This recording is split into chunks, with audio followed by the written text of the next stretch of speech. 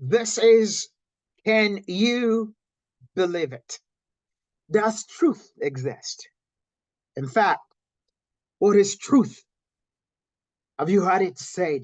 Truth is relative. It all depends on your perspective. Have you heard it said? That's truth for you, but not true for me. Apparently, out of the blue, the definition of truth has changed. It has metamorphosized to mean different things to different people. The argument has been set and the boundaries have been drawn. Truth means different things to different people. There is no one who can say truth is absolute and for everybody. So they say. Ever had your Christian perspective rebutted by statements like this? You may not walk around thinking about the nature of truth or the elements of truth, or even often out of a pattern using a word like epistemology.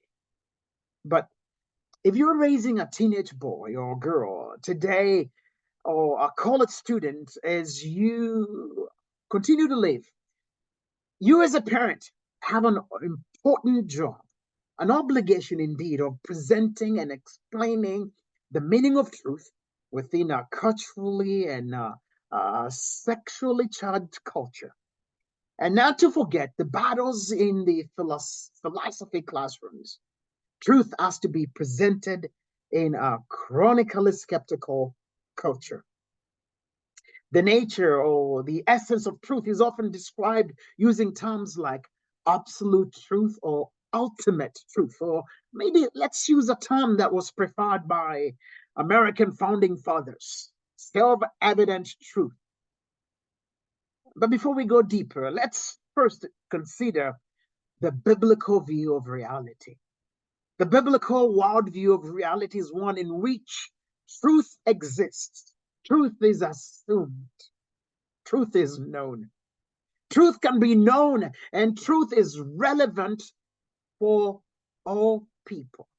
Or as Josh McDowell in his book, Right from Wrong, puts it, that which is true at all times and in all places for all people. That's the definition of truth. Here at Can You Believe It? We strongly and unapologetically believe that all truth is God's truth. And since truth is related to the character of God, which is eternal and unchanging, according to Malachi chapter 3, verse 6, we read, let me read that verse in context. I, the Lord, do not change. So you, the descendants of Jacob, are not destroyed. Ever since the time of your ancestors, you have turned away from my decrees and have not kept them. Return to me, and I'll return to you, says the Lord Almighty. Psalm number 90, verse 2 reads, before the mountains were born, or you brought forth the whole world, from everlasting to everlasting, you are God. Hebrews chapter 13, verses 8 says, Jesus Christ is the same yesterday and today and forever. From a biblical perspective, therefore, the nature of truth is fixed. Truth does not have an expiration date and is not up for revision anytime soon or for reinvention at all. Many people today judge the heights of arrogance to be not only that someone may claim to know truth or their truth, but that someone might claim that truth actually does exist. Well, one would probably wonder, if there is no truth, how do we relate to one another? On what basis do we judge each other and what is right and wrong? The relativistic spirit of our times presents a challenge for both the mission minded Christian or anyone who wants to tell others about the source of all truth, and the values minded parent who wants to instill the right morals and the right ethics to his or her children.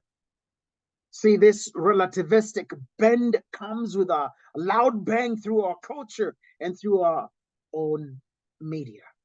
I mean, social media is full of stuff that you would scare any parent or anyone for that matter. For example, I've heard prominent media people like Mark Barnett, the producer of Survivor and The Apprentice, say, I don't believe in any religion. It's all made up. I have heard people say, I don't believe in religion. It's an organization or an organized thing by human beings to convince other people to follow a way of speaking to God. Well, maybe that statement is partially true when we consider some religions, but gotta critically think about it. I've heard popular media people say that God is everybody. God is in everybody. And you have to be in touch with yourself and the God who is within you in order for you to discover God. Here's a question. How can people be convinced to turn from evil and from doing wrong if no objective moral standard exists and if there are no standards that are being violated? How can our young people have morals when a commitment to relativism seems to be a prerequisite in social, academic, and professional arenas? How do you expect business honesty and ethics when truth is relative? How can we expect the CEO to report the right numbers when truth is relative? Why do we expect our politicians to be honest with us if truth is relative or subjective?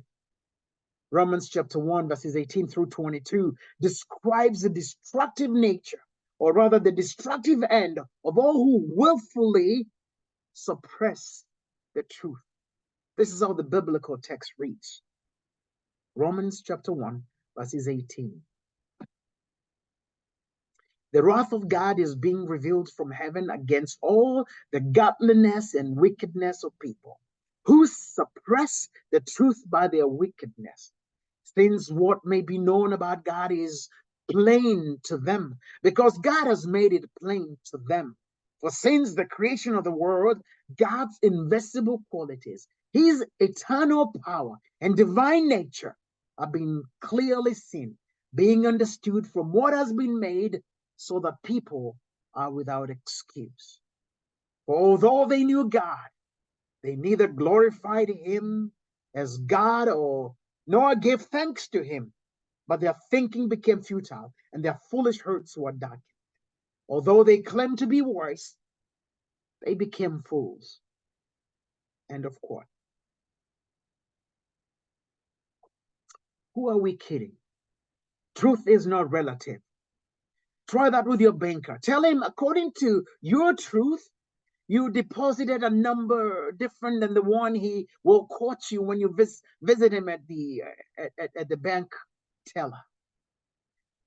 Try telling him, according to my truth, I deposited $20,000 when in reality you only deposited 2,000. Can you say to the teller at that point, that is your truth and my truth is different from your truth? I don't think so. Truth is therefore not subjective or relative, but objective, very objective. Or are we kidding? The problems with a relativistic view of truth are identifiable, are very identifiable, even without using the Bible as a reference. Our very own rational faculties, or what we call common sense, can lead us back to the hazy realms of relativism. Now, I know common sense is not always common, but come on. 1 plus 1 equals 2 all the time, not just some of the time, right? I heard somebody try to convince me mathematically that 1 plus 1 equaled 3.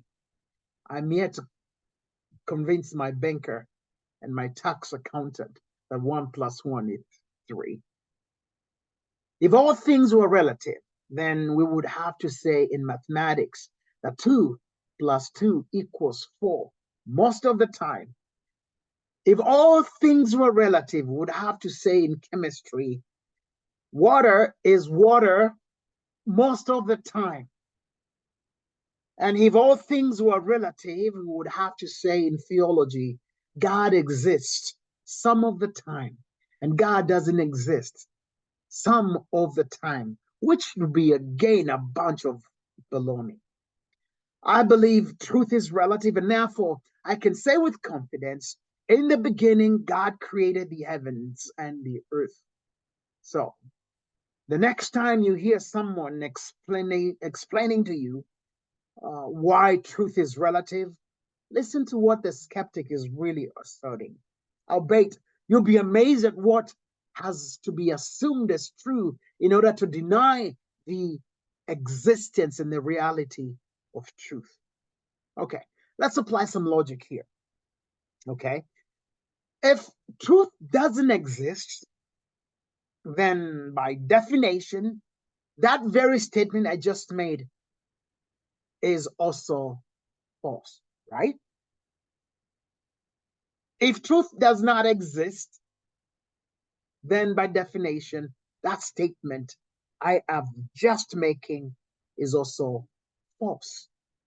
How can relativists and relativism as a philosophy be certain about their position if truth cannot be known? Basically saying, whatever statement I make, it's not true because someone else will come up and say, well, what you just said is not true. Why should I believe a relativist who gives no one the right to be dogmatic about himself? No one can have a monopoly on truth, so they say. Kindly notice the contradiction, right? That is in that statement. No one can have a monopoly on truth. Well, that means that's not true. If no one can have a monopoly of truth, that statement is not true by itself. No one can have a monopoly of truth, and you want us to take you seriously? How about someone who says, my analysis of reality is true? No one can really grasp the reality of truth. That statement is self-defeating by itself. So in order for anyone to reject truth, that person has to imply the very thing that they are denying. This is what scholars call self-defeating statements. God has hardwired our human brains for rational thinking, rational thought. We can think, we can feel, we can reason, we can arrive at logical conclusions. I actually believe with little practice, we all can become very adept in spotting false and fake statements, self-defeating statements, and become active defenders of what is true. Our culture's flirtation with fakeness and the common deniers of truth that you hear of today are all to a degree or another based on rational fallacies, which are sometimes easy to identify, easy to notice if we paid attention to the arguments being presented. A brilliant British scholar, or should I say Irish scholar, by the name of C.S. Lewis, the author of those loved books, including the Chronicles of Narnia, observed the following quote. And I say this, I quote here: the moment you say one set of moral ideas is better than another, you are in fact measuring them both by a standard, saying that one of them conforms more nearly to the standard than the other. But the standard that measures the two things is something entirely different. If your moral ideals or ideas can be truer and those of the Nazis less true, there must be something more real from a moral perspective for them to be more true. That's end of quote. C.S. Lewis from Mere Christianity, page 25. Our culture has become quite comfortable with pontificating about the nature of reality and the absence of truth. And in the process, the Christian is memed into silence because all beliefs are equally valid, right? We all know that's a bunch of baloney statement. We all can innately arrive at a conclusion that is not politically charged or politically correct, that some of those beliefs are just cuckoo. Not all beliefs are equally valid. We do not hold to the fact that truth cannot be known. and that no one can be sure. Besides relativism's inherent logical mistakes, the fact is such platitudes aren't livable. It is doubtful that someone would remain tolerant with a bank teller again who said, "You and your bank statement both say your account contains $5,000. That may be true for you, but it's not true for me, teller." I would begin to raise some issues. We'll have a situation. We can talk as if the world is relative, but we live as if it is absolute. I believe that the need to instill a love for truth in the hearts of our young ones, in our college and our university students and adults, fortunately, I have to use the word adults in this statement, the need to install a love of truth in all of humanity is more critical and urgent than ever. Let's all fall in love with the truth. Let us all commit to think critically and rationally and to contend with the truth at all times. Apostle Paul writes in Colossians chapter 3, "Put to death, therefore, whatever belongs to the earthly nature, sexual immorality, impurity, lust, evil desires, and greed, which is idolatry. Because of this, the wrath of God is coming." You used to walk in these things or in these ways in the life you once lived, but now you must also rid yourselves of all such things as this: anger, rage, malice, slander, and filthy language from your lips. Do not lie to each other, since you've taken off your old self with its practices and have put on the new self, which is being renewed in the knowledge of the image of its creator. And in Ephesians chapter 4, he says, "Instead, speaking the truth in love." I believe an authentic commitment truth involves both the orthodoxy or holding to the right beliefs and the orthopraxy, that means doing the right thing. And most important, having a relationship with the one who called himself the truth. That is imperative. Truth must manifest itself in both belief and behavior. Here's the conclusion. Truth can be known and should be shown that all may believe. This has been, can you believe it? Where we believe all truth is God's truth, for he is the truth and the source of all truth.